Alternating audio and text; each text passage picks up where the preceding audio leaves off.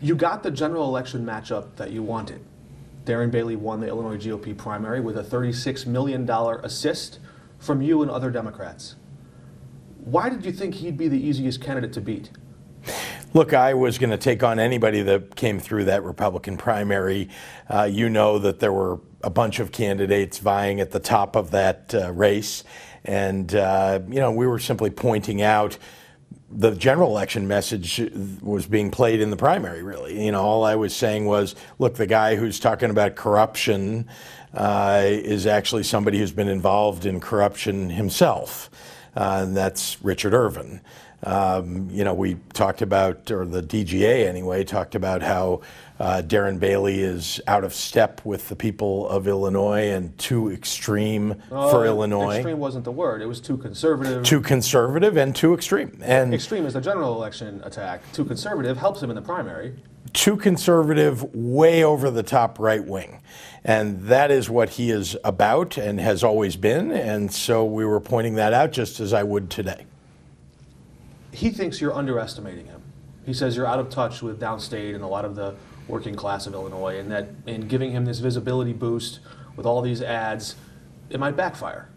I fully estimate him. There's no underestimation here. We're going to run a tough general election campaign against a right-wing Republican who sought out and got the endorsement of Donald Trump, who endorses Donald Trump's agenda, who agrees with the idea of the big lie, thinks that the January 6th, insurrection was actually just a protest. That's who Darren Bailey is. And so, no, I understand him and I fully estimate him. What are you running on for a second term? I mean, in your first term, when you were a new candidate and new to the office, you had this long list of things you wanted to get done. Now I'm hearing, don't vote for the other guy. Oh, I'm happy to talk about all the things that we've gotten done and that we're going to continue to get done. Let me give you a great example. When I ran for office in 2018, I told you that we needed to increase the number of and amount of scholarships available for people to go to university and to community college by 50%. We did that over the last 4 years. Now what I think we need to do is get to covering college costs for everybody at the median income level or under in the state of Illinois. So let me rephrase so that that's one example of a big thing that I want to get done in the next 4 years. People who come from a household with an income of 50 grand or so would have 63. 63, okay. Not out of touch apparently with the middle class. Those folks would get college paid for? Free college. Yep, that's what we ought to do. How? Well, exactly. So the way you do it is you balance the budget, as we have over the last 4 years, continue to do that, make sure that we've paid off our debts. Oh, by the way, we eliminated the bill backlog. And then have budget surpluses. And with those surpluses, you can invest in new things like making sure that everybody can get a college education who wants one. By the way, lots of people just want to go get a vocational education, maybe a year of education, even 6 months, to get a certificate so they can get a much better job than the one they have now. Sure. So we want to make that free and available to them too. Today, many more people can do that than could do that when I came into office. Now we just want to extend it to even more. You came into office also portraying yourself, presenting yourself to the public and to voters as a jobs governor. Mm-hmm. There's been a lot of articles about big corporate executives moving their headquarters and their locations, but most of the jobs stay here. This week, though, we saw U.S. Steel make a decision that's going to affect 1,000 blue-collar, hard workers, labor members, union members rather, in Granite City. How could you let that happen on your watch? Well, as you know, there's a lot happening in the world right now, including significant global inflation. A lot of that is affecting businesses and has nothing to do with the state of Illinois. We need to help the workers there and hope to keep those jobs there. My administration is talking to the folks in Granite City, making sure that we're either preserving the jobs or helping people find new jobs and supporting people who may not be able to keep a job there. But things like that happen, especially in a tough economy and where there's inflation. I don't know if there's a recession coming up, but that's certainly of great concern to me. And so we're doing, again, everything that we can to build up new jobs in the state. And when things like this happen, they're devastating for the families that it happens to. But that's why we've got to work to help either keep those jobs or help those people find new ones. By the way, we've attracted so many new jobs to this state all across the state of Illinois, from from Cairo all the way to Chicago, and so we actually have more jobs available in the state today than we did when I took office. People who are losing their jobs in one area, I hope will be able to get jobs in another area. Not a physical area, but I'm talking about in an industry. I understand.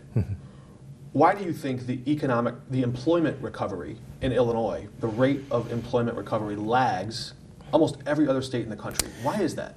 It's been the case in Illinois for decades. It's a challenge. I think one of the things is we're a much bigger state than many of the other smaller states around us. Just moving a battleship, moving an aircraft carrier, turning it happens a little bit slower.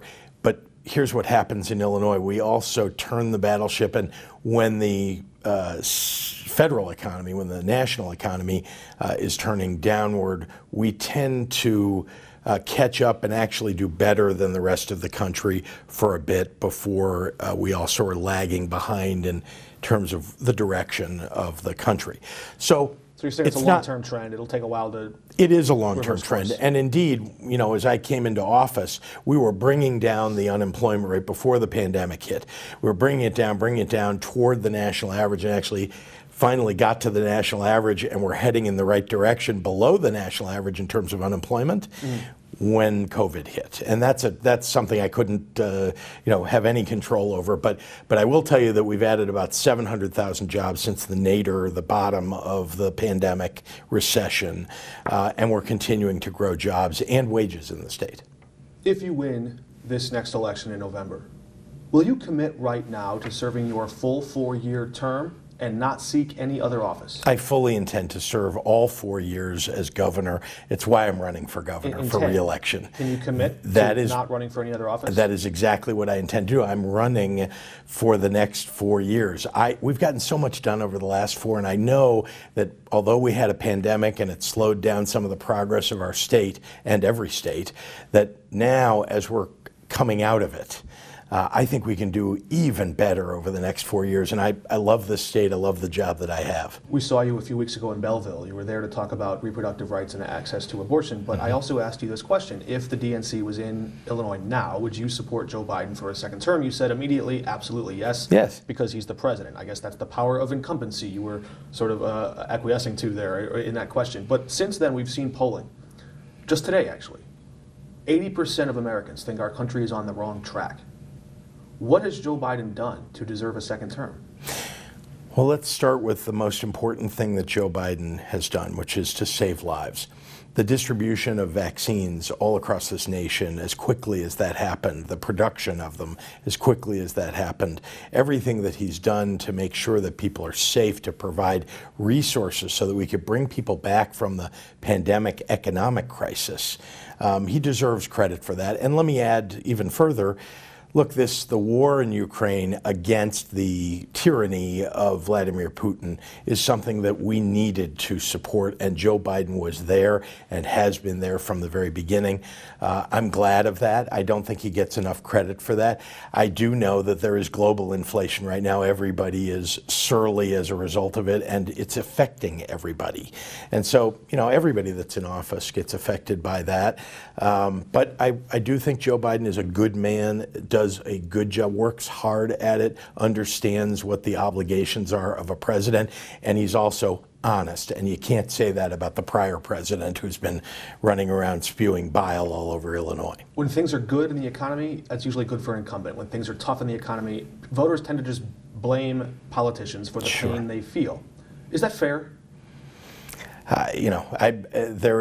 It's not fair that people get blamed who aren't responsible. I didn't create global inflation. I'm not responsible for it, but people are feeling it. Here's what I am responsible for: helping people to get through it. And that's why we passed a $1.8 billion tax cut to put money back into people's pockets.